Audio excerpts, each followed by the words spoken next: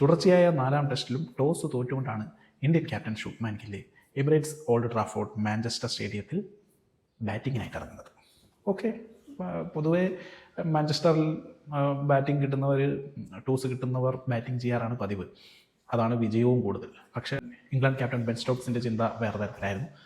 അതിൻ്റെ അടിസ്ഥാനത്തിൽ അദ്ദേഹം ഇന്ത്യയെ ബാറ്റിങ്ങിന് അയച്ചു. 3 മാറ്റങ്ങളുമായിട്ടാണ് ഇന്ത്യ ഇറങ്ങിയത്, 1 മാറ്റവുമായിട്ടാണ് ഇംഗ്ലണ്ട് ഇറങ്ങിയത്.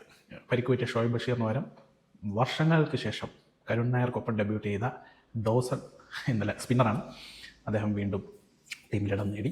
ഇന്ത്യക്കായിട്ട് നമ്മളെല്ലാം വിചാരിച്ച, നമ്മളെല്ലാം ആഗ്രഹിച്ച ആ മാറ്റം തന്നെ, വൺ ഡൗൺ ആയ കരുൺ നായരെ മാറ്റി സായി സുദർശനെ കൊണ്ടുവന്നിരിക്കുകയാണ്. അതിപ്പം കരുൺ നായരെ മാറ്റണമെന്ന് മാത്രമേ നമുക്ക് ആഗ്രഹം ഉണ്ടായിരുന്നുള്ളൂ. സായി സുദർശൻ വേണം എന്നുള്ള നിർബന്ധമൊന്നും ആർക്കുമില്ലായിരുന്നു. അഭിമന്യു ഈശ്വരോ ആരാണെങ്കിലും മതി എന്നൊക്കെയായിരുന്നു. ബട്ട് സായി സുദർശന് വീണ്ടും ഒരു അവസരം കൊടുത്തു, ഒരു യങ് ബോയ് എന്ന ലെവലിൽ. പിന്നെ പരിക്കുപറ്റിയ നിതീഷ് കുമാർ റെഡ്ഡിക്ക് പകരം ഷാർദുൽ ഠാക്കൂറിനെയാണ് ഇറക്കിയത്. അതൊരു വല്ലാത്ത ഇൻക്ലൂഷൻ ആയിപ്പോയി. ഷാർദുൽ ഠാക്കൂറിനെ സംബന്ധിച്ച് ബോളിംഗ് യാതൊരു പ്രതീക്ഷയില്ല ഉള്ള കാര്യം പറയാമല്ലോ. പ്രസീദ് കൃഷ്ണയുടെ ബാപ്പാണ് ഷാർദുൽ ഠാക്കൂർ ബൗളിങ്ങിൽ. പക്ഷേ ബാറ്റിങ്ങിൽ എന്ത് ചെയ്യും എന്ന് വേണം കണ്ടറിയാൻ. പിന്നീടുള്ള ഒരു മാറ്റം എന്ന് പറഞ്ഞു കഴിഞ്ഞാൽ പേസർ ആകാശ്ദീപിന് പകരം അൻഷുൽ കാമ്പോസ് ഡെബ്യൂട്ട് ചെയ്തിരിക്കുകയാണ്.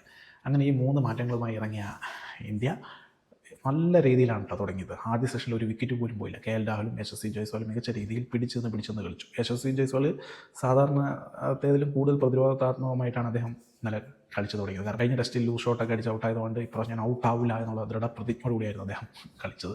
അത് വിജയം കൊണ്ടു. ആദ്യ സെഷനിൽ ഔട്ടായില്ല. കുറച്ചും കൂടി പോസിറ്റീവായിട്ട് കളിച്ചത് കെ എൽ രാഹുലായിരുന്നു ആദ്യ സെഷനിൽ.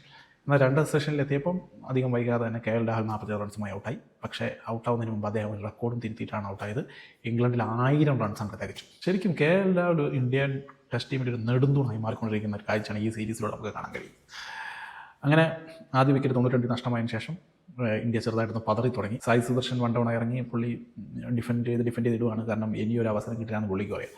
ഓക്കെ, അങ്ങനെ കുറച്ച് മുന്നേറി ജയ്സ്വാൾ 50 അടിക്കുന്നു. വീണ്ടും ജയ്സ്വാളിൻ്റെ ഭാഗത്ത് വലിയൊരു ഇന്നിങ്സ് എല്ലാവരും പ്രതീക്ഷിച്ചുകൊണ്ടിരിക്കുമ്പോൾ സ്പിന്നറുടെ മുമ്പിൽ അദ്ദേഹം മുട്ടുമടക്കി 50 റൺസുമായി മടക്കി. പിന്നീട് വന്ന് നമ്മളെല്ലാം കാത്തു നിൽക്കുന്ന റെക്കോർഡുകളുടെ തോഴൻ ശുഭ്മാൻ ഗില്ലാണ്. പക്ഷേ ശുഭ്മാൻ ഗില്ലിന് കണ്ണ് കിട്ടിയിട്ടുണ്ടെന്നാണ് തോന്നുന്നത്. അല്ല, എന്തോ പറയാനാണ്.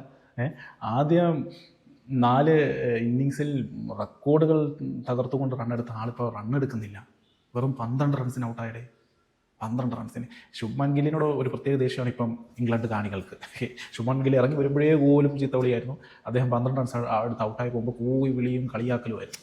കാരണം കഴിഞ്ഞ ടെസ്റ്റിൽ ശുഭ്മാൻ ഗില്ലും ക്രോളിയും ഒക്കെ ആയിട്ട് കളി വൈകിപ്പിക്കുക എന്നുള്ള ഒരു ഇഷ്യൂ ഒക്കെ ഉണ്ടായിരുന്നല്ലോ. അതിനുശേഷമുള്ള പ്രസ് മീറ്റ് കാര്യങ്ങളൊക്കെ ഇംഗ്ലണ്ട് താരങ്ങളോടൊപ്പം തന്നെ ആരാധകരെയും ചൊടിപ്പിച്ചിരിക്കുകയാണ്.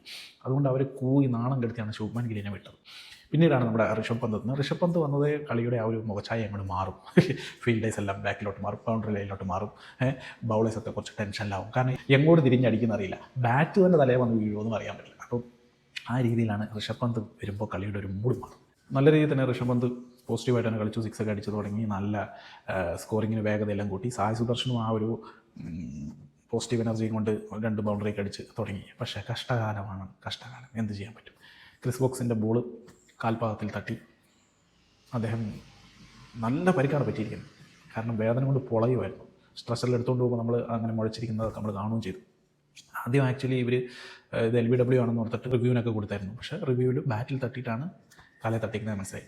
നമ്മൾ വിചാരിച്ചു ഔട്ടല്ലോ എന്ന് സന്തോഷത്തോടു കൂടി സ്ക്രീനിലേക്ക് നോക്കിയപ്പോൾ അദ്ദേഹം കിടക്കുന്നു ഋഷഭ് പന്ത് വേദനയും കൊണ്ട്. ഇന്നലെ ഇന്ത്യനെ സംബന്ധിച്ച് ഏറ്റവും വലിയ തിരിച്ചടി അതാണ്. ഋഷഭ് പന്തിന് പരിക്ക് പറ്റിയത്. ആ പരിക്ക് എത്രത്തോളം സീരിയസ് ആണെന്നൊക്കെ ഇന്ന് ഇപ്പം അറിയാൻ കഴിയും. അദ്ദേഹത്തിനെ ഹോസ്പിറ്റലിലേക്ക് സ്കാനിങ്ങിനൊക്കെ കൊണ്ടുപോയിട്ടുണ്ട്. വലിയ പരിക്ക് ആവാതിരിക്കട്ടെ. വലിയ പരിക്കാണെങ്കിൽ വലിയ അടി തന്നെയാണ് ഇന്ത്യനെ സംബന്ധിച്ച്. 37 റൺസാണ് ഇന്നലെ 48 ബോളിൽ അദ്ദേഹം പോകുന്നതിന് മുമ്പ് അടിച്ചെടുത്തത്. 2 4ഉം 1 6ഉം. അങ്ങനെ ഋഷഭ് പന്ത് പരിക്ക് പറ്റി പുറത്തു പോയപ്പം പകരം വന്നത് രവീന്ദ്ര ജഡേജയാണ്. രവീന്ദ്ര ജഡേജയും ഈ സീരീസിൽ ഏറ്റവും മികച്ച രീതിയിൽ ബാറ്റ് ചെയ്ത ഒരു ബാറ്റ്സ്മാനാണ്. അമിതമായ പ്രതിരോധം ഒരുപാട് സ്ഥലങ്ങളിൽ നിന്ന് വിമർശനങ്ങൾ ഉയർത്തുന്നുണ്ടെങ്കിലും വിക്കറ്റ് പോകാതെ ഒരു സൈഡിൽ നിൽക്കാൻ രവീന്ദ്ര ജഡേജ കഴിഞ്ഞിട്ടേ ഇപ്പോൾ ഇന്ത്യൻ ടീമിൽ ഒരാളുള്ളൂ. അങ്ങനെ രവീന്ദ്ര ജഡേജയും നമ്മുടെ സായി സുദർശനും സ്കോർ പതുക്കെ മുന്നോട്ട് കൊണ്ടുപോയി. അങ്ങനെ സായി സുദർശൻ 3-ാം ഇന്നിങ്സിൽ തൻ്റെ ആദ്യ 50യും അടിച്ചു. ഓക്കെ കേട്ടോ, പുള്ളി എന്ത് തന്നെയാലും കരുൺ നായർ മെച്ചമാണ്. ആ ഒരു ടെമ്പർമെൻ്റൊക്കെ ഉണ്ട്. ഒരു സെഞ്ചുറി എന്നൊക്കെ കരുതിക്കൊണ്ടിരിക്കുമ്പോഴാണ് ആ ഒരു സ്വതസിദ്ധമായ ആക്രമണ ശൈലി അറിയാതെ കയ്യിൽ വന്നത്. ഫുൾ ഷോട്ട് അടിച്ചു. ബൗണ്ടറി ക്യാച്ച് കൊടുത്ത് അദ്ദേഹം മടങ്ങി. പിന്നീട് വന്ന് നമ്മുടെ ഈ ഓൾറൗണ്ടർ ഷാർദുൽ ഠാക്കൂറാണ്. കൂടുതൽ വിക്കറ്റ് പോകാതെ ഇങ്ങനെ പിടിച്ച് നിൽക്കുന്നുണ്ട്. ഏതായാലും വെളിച്ചക്കുറവ് മൂലം ഇന്നലെ കളി നേരത്തെ അവസാനിക്കുമ്പോൾ 84 ഓവറിൽ 4 വിക്കറ്റ് നഷ്ടത്തിൽ 264 എന്ന നിലയിലാണ് ഇന്ത്യ. 4 വിക്കറ്റ് എന്ന് പറയുമ്പോൾ ഫലത്തിൽ 5 വിക്കറ്റ് തന്നെ പറയേണ്ടി വരും. ഒന്ന് ഋഷഭ് പന്താണല്ലോ. ഏതായാലും ഇന്നിങ്സിൽ അദ്ദേഹം ബാറ്റ് ചെയ്യാൻ എത്തുമെന്ന് പറഞ്ഞാൽ അതൊരു അവിശ്വസനീയമായി പോകും. കൊണ്ട് പ്രതീക്ഷിക്കേണ്ട. ഫലത്തിൽ 5 വിക്കറ്റ് നഷ്ടപ്പെട്ടിട്ടുണ്ട്.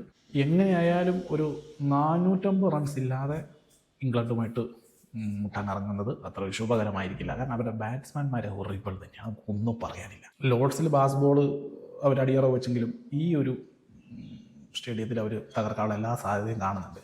അതുകൊണ്ട് 450 കുറഞ്ഞൊന്നും ഇന്ത്യ ചിന്തിക്കുന്നുണ്ടാവില്ല. അവിടെ വരെ എത്തിക്കാൻ രവീന്ദ്ര ജഡേജയ്ക്കും ബാക്കി ഓൾറൗണ്ടേഴ്സിനും ഒക്കെ സാധിക്കുമെന്ന് നമുക്ക് വിശ്വസിക്കാം.